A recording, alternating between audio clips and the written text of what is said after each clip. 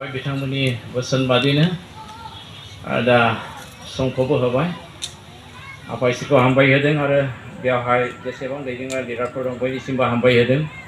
आं मोनसे हास्राफाद फरायगोन ओमफ्राय सर्टनो जों थांनि आरो बिनि उनावहाय आर'ज खालामगोन। प्रथम इतिहास 4 अध्याय आङो 9निफ्राय फरायगोन 10 पदसिम फरायनि। बेखौ लानानैनो जों लोगोसेनो आर'ज खालामगोन। बेयाव ओरैबादि बुंदों, जिसुनि मुङै आं फरायनि। जाबेस नामनि सासे मानसि दंमोन। बे गावनि न'खरनि गेजेराव सासे मानगोनांसिन मानसिमोन। बिमाया बिनि नामखौ जाबेस दोनदों मानोना बेखौ गेदेर सैनायजों सारिदोंमोन। जाबेसआ इजराइलनि इसोरनाव बेबायदि आर'ज खालामबाय, इसोर आंखौ बोर होदो आरो आंनि रायजोखौ फेहेरदो, आंजों लोगोआव थादो, आं सैनाङै बादि इनायफोरनिफ्राय आंखौ रैखा खालामदो। बिनि आर'ज खालामनाय बादि इसोरा बिनि सायाव मावबाय। इसोरा जों बयनिबो सायाव थानानै आशीर्बाद होथों। बे जाबेसआ रेखाबिया बंस'नि बियो सासे व्यक्तिमोन। मानोना रेखाबियानि बंस'फ्रा माब्लाबाबो द्राक्षारस बिदै आरो जौ बिसोर लोङामोन आरो थुम्बुआवल' बिसोर खामियोमोन।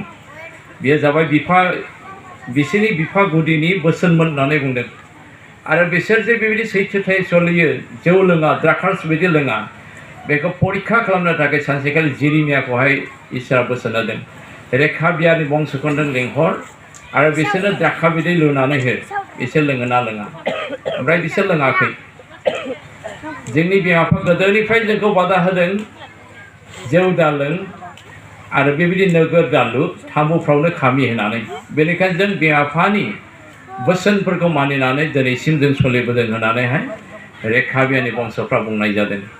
आरो बेखौ लानानै बुंदों इसोरा, नाय जेरेमिया नों मिथिगौ, जेरै रेखाबियानि बंस'आ गावसिनि गुदि बिमा बिफानि बोसोनखौ मानिदों, नाथाय आंनि बे इजराइल रायजोफ्रा आंनि आयगाफोरखौ मानियाखिसै होननानैहाय जेरेमियानो इसोरा मेसेज होदों। आरो बेखौ लानानै जेरेमिया रायजोफोरखौ बोसोन होदों। आरो बेबायदि बिमा बिफानि बोसोन सोलिबोनानै फैनाय बे बंस'निनो बे जाबेसआ, बे सासे जिहुदी नङामोन, इजराइल नङामोन, गुबुन जाथि। खिन्थु अब्लाबो बियो इसोर गिग्राखाय बे इजराइलफोरनि मानगोनां इसोरनाव बे आर'ज खालामदों। जाबेसआ गावनि थाखाय, प्रभु नों आंनि रायजोखौ फेहेरदो, नों आंजों लोगोसे थादो आरो नों आंखौ बोर होदो आरो आं सैनाङै बादि प्रभु नों आंखौ रैखा खालामदो। बेनिखायनो जोंबो बे बिसिखौ लानानै आर'ज खालामनि। जोहोलाव सिख्लाफोर रानि मुं बाबुमोन, नोंसोरबो आर'ज खालामदो, प्रभु नों आंजों लोगोसे थादो, आंनि फरायनायाव नों जौगाथायखौ लाबोदो आरो नों आंनो बोर होदो। आरो बे गाज्रि बोथोर दा गाज्रि बारहावानि गेजेरजों नों आंखौ रैखाथि होदो, आं जेन सैनाङै बादि। बेनि थाखाय जों आर'ज खालाम। जों बयबो लोगोसे गसंनि।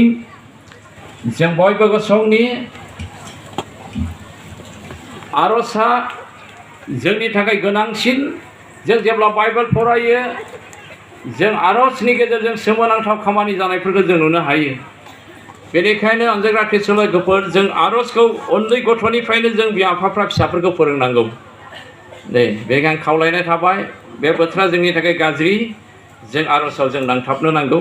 आरो जोंनि आर'जआ नाजावजानोब्ला जों माब्लाबाबो इसोरनि आयगा सिफायनानै थानो नाङा। बोसोन बिजाबनि 28 अध्यायनि 9 सिरियाव बुंदों, इसोरनि आयगा सिफायग्राफोरनि आर'जखौ इसोरा खोनाब्लाबो मुगैगोन होननानै बुंदों। आरो इसोरनि आयगा सिफायनानै पाप मावग्रा मानसिफोरनि आर'जखौ इसोरा खोनाब्लाबो नायखेनानै थागोन होनना बुंदों जेसायानि 1 अध्याय 15 पदनाव। आरो पाप मानो होथेनानै दोनो होननानै बुंदों जेसायानि 59 1निफ्राय 2 सिमाव।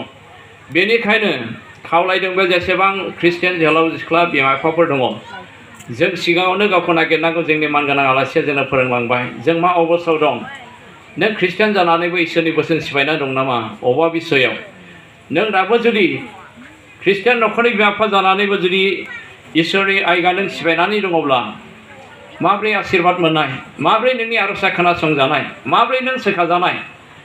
गोबां ख्रिस्टियानफ्रा आर'ज खालामब्लाबो सोखाजायै खार'ना बेनो, पापमाखौ दोनखोमायो आयगा सिफायनानै निमाहा बिया आर'जल' खालामजायो गोबां ट्रिटमेन्ट खालामो आरो गोबां थाखा गारो सिगा जानायखौ मोना आशीर्बाद बियो मोना गथ'फ्रा गोसो सोलायदों होननानै आर'ज खावलायबावयो खिन्थु गोसो सोलाया मेन खारन जोंनि आर'जआ इसोरनिसिम सहैयाखै इसोरनि बोसोन सिफायनानै जों जिउ खाङो बेनिखायनो खावलायदों जों गावखौ इसोरनाव गथायग्रोनि आरो सोर सोर लोमजानायफोर दं बेमारिफोर दं आखाइ दिखांसाय बेमार गोनांफोर बेमारिफोर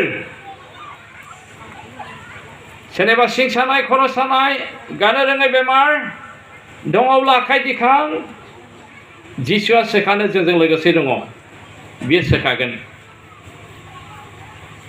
बियो लोगोसे दं नै जों बेखौ फोथायनांगौ जिसुनि बुंनाय बाथ्रा जेरावनो सानै साथाम गोसो मोनसे आंनि मुङै जुथुमो आं बेयाव लोगोसे दं मथिनि 18:20 बुंदों आरो नोंसोर गोसो मोनसेयै आंनि मुङै माबा बियोब्ला आं बेखौ नोंसोरनो होगोन जिसुआ लोगोसे दंना गैया लोगोसे दंना सोर साबसे फोथायो आगाय दिखांसाय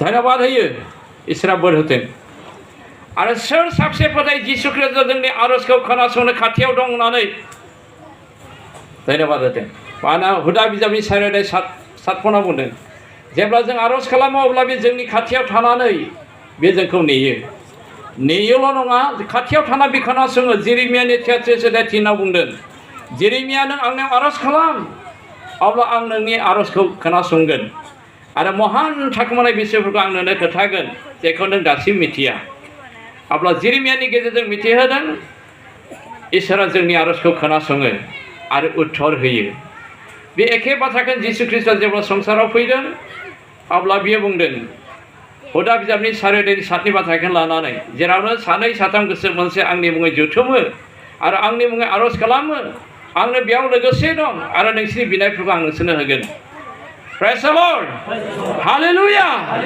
हालेलुया बे मोनसे बिसयखौ आं बुंनानै आंजों लोगोसे आर'ज खालामफाजानो थाखाय आं लुबैदों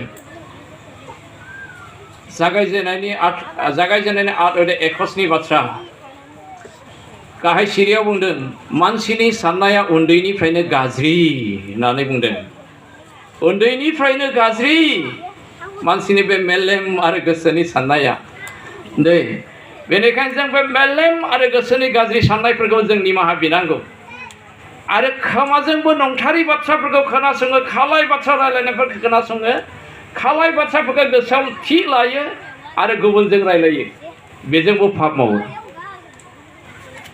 खोमाजोंबो पाप मावो खुगाजोंबो पाप मावो गुबुनखौ रायखोमायो नङि बाथ्राखौ बुंबाबायनानै आरो खुगाजों गुबुनखौ दुखु होयो खुगाजों गुबुनखौ लाजि फोनाङो आरो मेगनजोंबो गाज्रिखौ नायो रागा जोंनायजों नायो हिंसा खालामो मेगन सायो ना मेगन सानाया सैताननि आखु हिंसा खालामनाया सैताननि आखु बाइबेलाव जोङो अब्ला मेगनजोंबो जों पाप मावो बेनिखायनो जेसेबां सोखाजानो लुबैयो बेमारि मानसिफ्रा आखाइ दिखांसाय बेमार गोनांफोर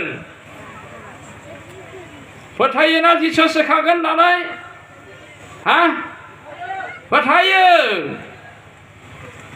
जों आर'ज खालामनि बाबुमोन रानिमोन नोंसोर आर'ज खालाम आंनि उन बुं दे जों बयबो मेगन मिसिबना आखाइ दिखांनि जिसु आं पापि मेलेम आरो गोसोजों सेकेन्डआव सेकेन्ड गाज्रि सानो नोंखौ दुखु होयो नोंखौ गोसोखांनो नागारनानै थाखा फैसानि सिन्था खालामै खामानि मावनायनि थाखाय सिन्था खालामै नोंखौ बावगारो नोंखौ दुखु होयो जिसु आंनि बे मेलेम आरो आरो गोसोजों भुल मावनायखौ निमाहा खालाम आरो बे खोमाजोंबो गाज्रि गाज्रि खालाय बाथ्रा रायलायनायखौ खोमा फाथिनानै खोनासङो खालाय बाथ्राखौ गोसोआव दोननानै गुबुनजों रायलायनो मोजां मोनो जिसु आंनि बे भुलखौ निमाहा खालाम आरो बे खुगाजों सोरखौबा रायखोमाबाय बिसार खालामबाय दुखु होबाय जिसु निमाहा खालाम आरो मेगनजोंबो गाज्रिफोरखौ नायबाय हिंसा खालामबाय मेगन साबाय जिसु निमाहा खालाम नोंनि गोथार थैजों आंखौ सुस्रादो जिसु नोंनि गोथार थैजों आंखौ बायख'दो नोंनि गोथार गाराय मानजाजों आंखौ सोखादो जिसु आं नोंखौ बरायदों आंनि जिबनाव नों फै आंजों लोगोसे थाफै नों आंनो बोर हो नों आंखौ जिबनाव जौगाहो सामाजिक बिषयाव बोर हो आंखौ रैखा खालाम जिसु आं नोंनाव खावलायदों आरो जिसु नोंनि नामखौ लानानै हुकुम होदों गोसोआव उगुल जुगुल सानहोग्रा जि सैतान गाज्रि सानहोग्रा जि सैतान नांलाय होग्रा बोराबलाय होग्रा हिंसा खालामहोग्रा मेगन साहोग्रा सैतान पाप मावहोग्रा सैतान मिसा खोथा बुंहोग्रा सैतान राग जोंहोग्रा सैतान नखराव हौवा हिनजावनि गेजेराव केलेंकारि लाबोग्रा सैतान हुकुम होदों जिसुनि नामाव खारनांगौ मानोना जिसुआ गावखौ फोथायग्राफोरनो बे एखतियारखौ होदों बियो बुंदों आंखौ फोथायग्राफोरजों बे सिनफ्रा थांफागोन आंनि नामजों भुत होखारगोन बिसोरो आंनि नामजों जिबौफोरखौ दिखांनानै लागोन बिसोरो आंनि नामजों गोदान गोदान राव रायगोन आरो बिसोरो जब्रानि मोदोमाव आखाइ होयोब्ला जब्रा हामगोन होनना बुंदों बेनिखायनो सैतान बेमार नों आंनिफ्राय खार जिसुनि मुङै हुकुम होदों नों गोदान जा मार्कसनि सलायनाय 17-18 पदनाव जिसुआ बे एखतियारखौ गावखौ फोथायग्राफोरनो होदों आरोबावनो लुकासनि 10 अध्याय 19 बुंदों नाय आं नोंसोरनो मोदाय खांख्राय जिबौफोरनि सायाव गानो बोलो होबाय नोंसोरनि बिसारुफोरनि सायाव एखतियार गोनां खालामबाय